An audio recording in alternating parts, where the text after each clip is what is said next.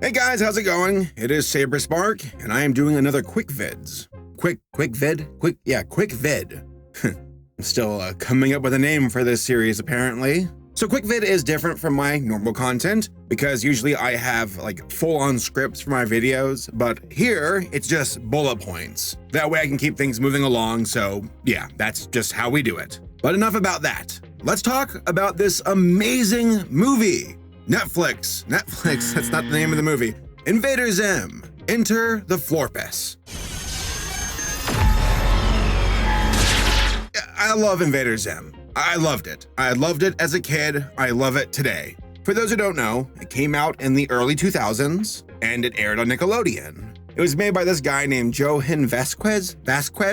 God damn it, I suck at saying names. Johan Vasquez. That's him, that guy. It was one of the first shows I ever watched that had like this dystopian, dark, LOL random humor about it. And I fell in love with it.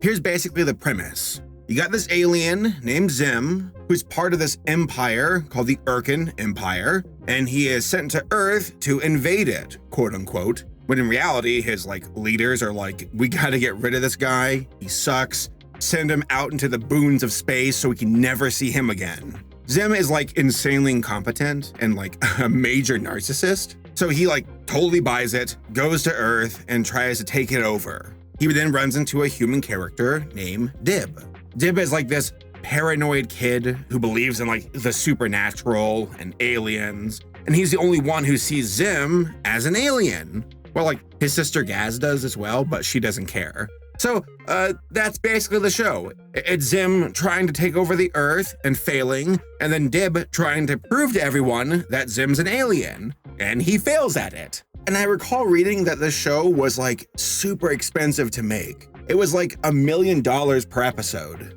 Another big part of why I loved the original series so much was because of the style of the show. I adore the colors. I absolutely adore the colors. The shades of purple and pink, and I think it works so well with the colors of the Urkin Empire. And then you got again, this setting of a dystopian Earth where it's modernized, a bit like 1984.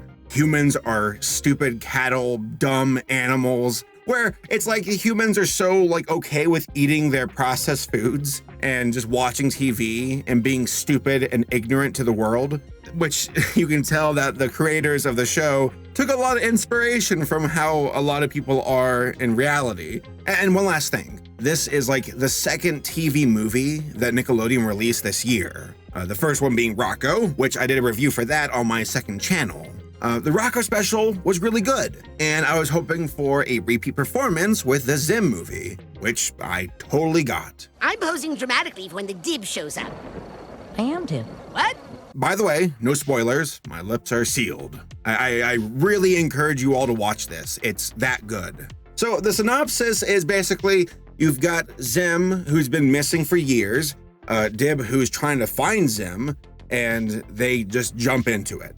Oh, by the way, this series starts off in a way where it just totally launches you into the universe. I don't even want to say what it looks like. You need to see it for yourself. It's that good. So we get reacquainted with the original characters and what they're up to. Zim, Dib, Gaz, Dr. Membrane, who's my favorite character in the entire series, and then also the tallest from the Urkin Empire. Again, I was hooked. I was hooked right off the bat. As soon as the movie started, I was just in this. They won me over. So a big part of these reboots, remakes, adaptations, is if they can match the original flavor of what they're based on, which Invader Zim, the movie, did a fantastic job at. It totally got rid of any doubts that I had about this movie. So again, synopsis, and I'm not gonna reveal spoilers. What this movie is about is Dib trying to, again, prove to the world that Zim is an alien invader, and then Zim trying to get the Urkin Empire to blow up Earth. One of the narratives I was not expecting in this movie, though, was the relationship between Dr. Membrane and Dib. And I'll leave it at that. Shh, not now, son. I'm making toast. So this show is at its core comedy, and it is absurd, unapologetic, random, just stupid comedy, and it excels at it. Because like for me, I've seen shows who try to do the LOL random humor and just fail, just utterly fail.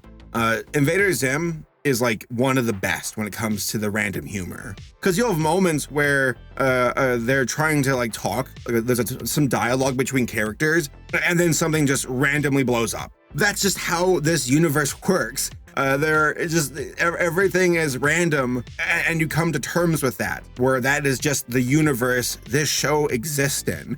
Characters who are idiots. I love it. Needless to say, I was laughing throughout the entire movie. Real deep belly laughs and moments that like stick with me. And also the visuals are great.